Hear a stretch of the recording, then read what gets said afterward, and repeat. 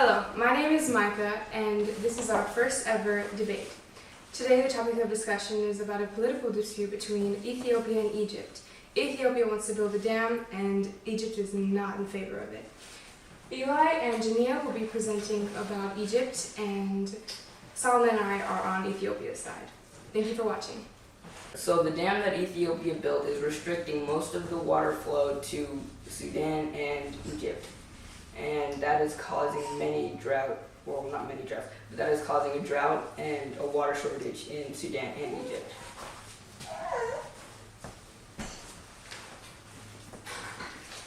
So most of the water that the dam is using is rainwater. It only takes a little bit of the Nile water because it's taking too long for the dam to be built up with water. They're using rainwater because they don't want to cause a war with Egypt and Sudan. So the dam was built for Ethiopia to get more energy, electricity, and more money.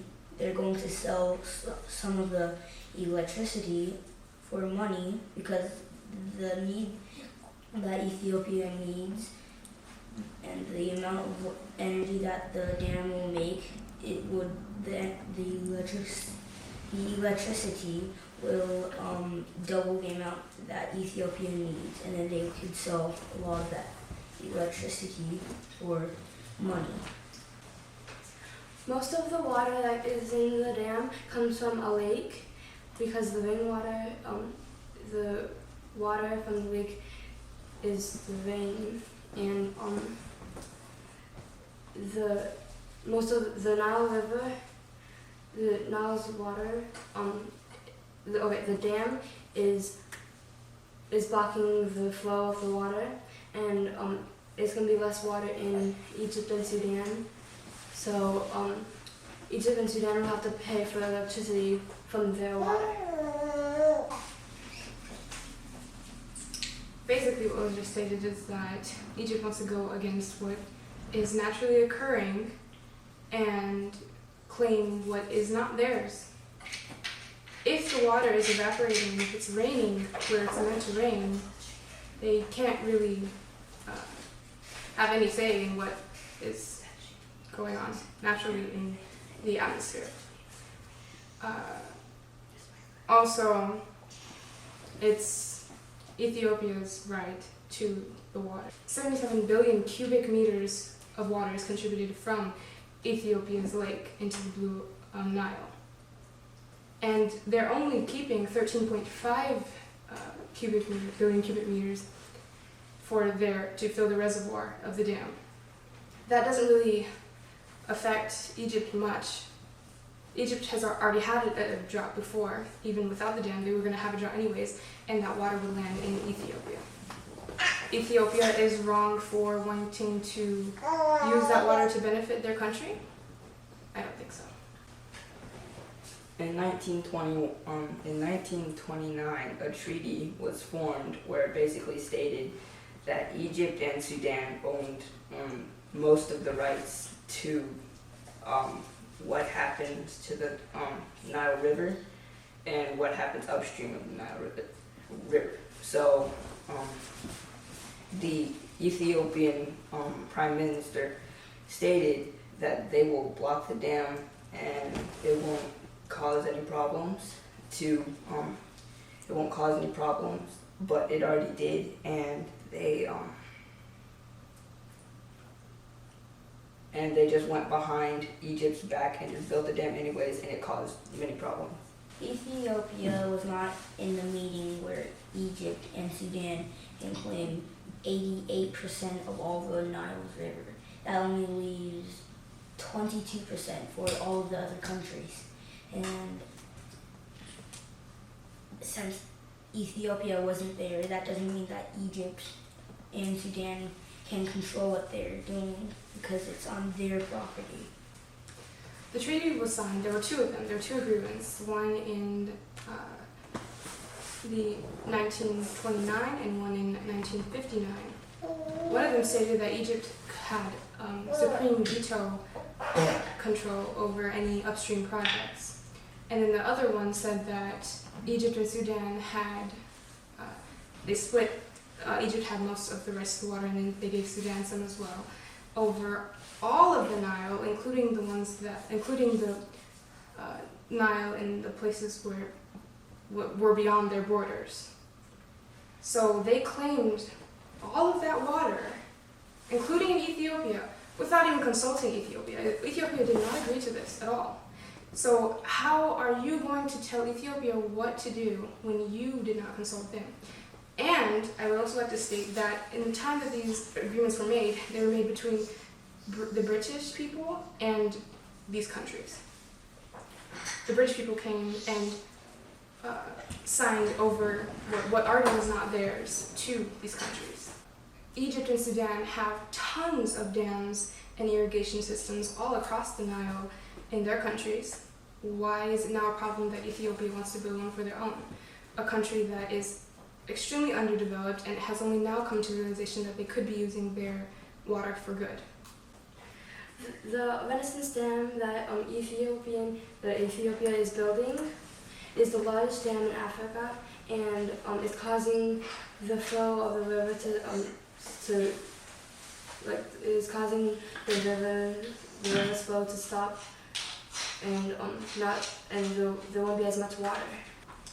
The dam will also be holding a lot of silt, which is fine sand or clay that Egypt uses to grow crops, and the dam is holding all of it, so it would be bad for Egypt's agriculture.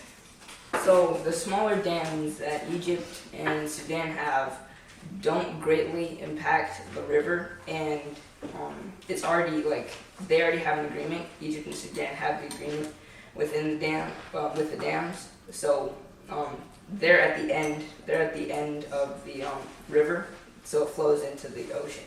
But with Ethiopia, they have the biggest. They have the biggest dam in Africa, and it's blocking almost all the water to the ocean, so it's barely reaching the ocean.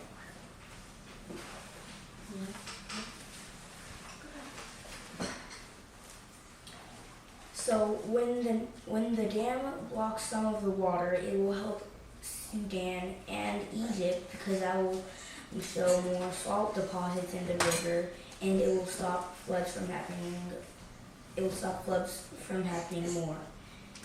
And Egypt is just trying to get some of the money.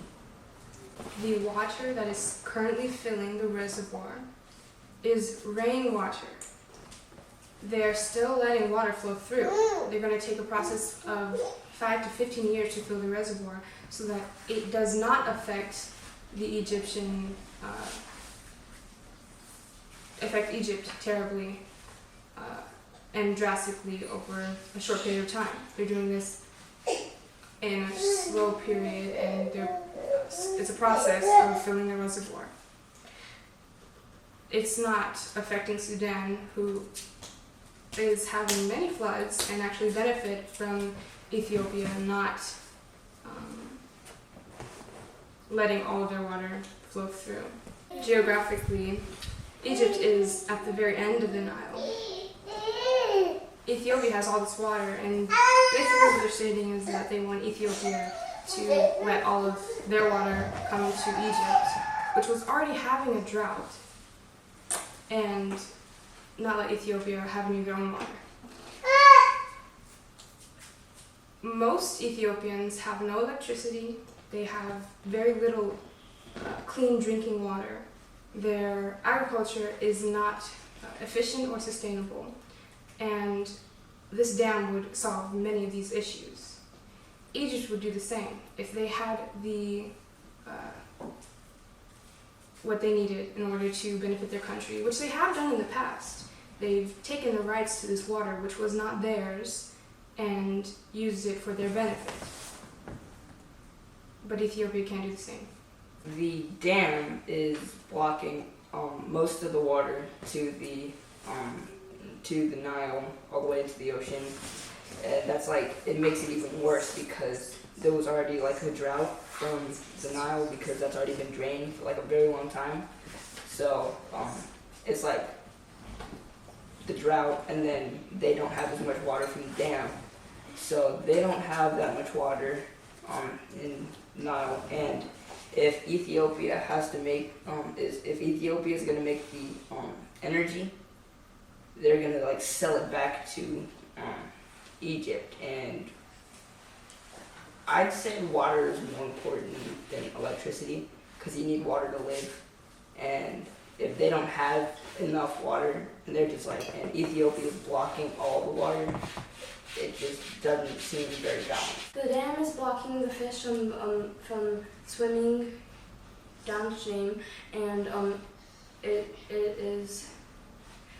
has a negative economic and social impact on fishing and agriculture. Ethiopia can solve that problem by making vents or like what are they called? Nets for the fishes, so then they don't go into the dam, and that sometimes the fishes could get stuck in the silt. They can get a bunch of buckets, and they can get the silt into those buckets and then bring it out, and then if they wanted to, they could probably sell it to Egypt, so then they can have it back. If Egypt is actually facing a drought, why would they not go into their own reservoirs, the Aswan dams and other water resources that they do have? So first, the fish, if they have to sell the fish back, then Egypt would be actually losing income for the fish that they need to feed their people with. And Egypt is using their water reservoirs, but most of their water already comes from the Nile, so it blocks most of the dam is blocking most of the water to the Nile, and the Nile is Egypt's main source of water. They're still using their reservoirs, but the Nile is just their biggest source.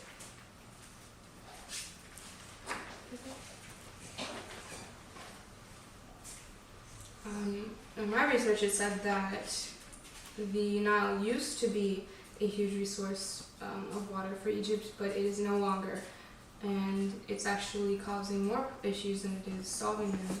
So, yes, the reservoirs that they have would be their solution. I also have to say that there have been negotiations and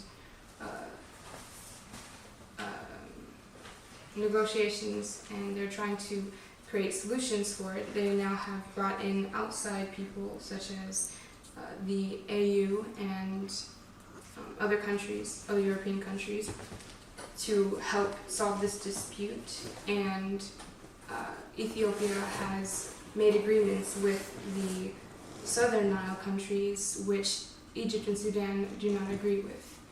Ethiopia is trying to negotiate the usage and the ownership of this water, and they're not participating. Egypt receives 55.5 billion cubic meters of water from the Nile annually, and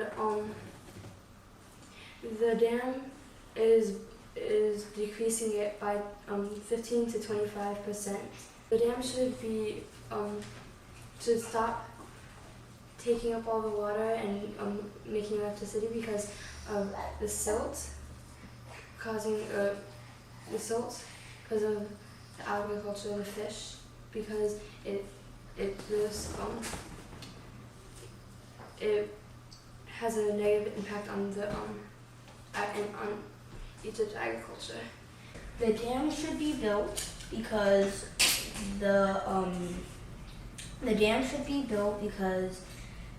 most of the people in Ethiopia will need the money, and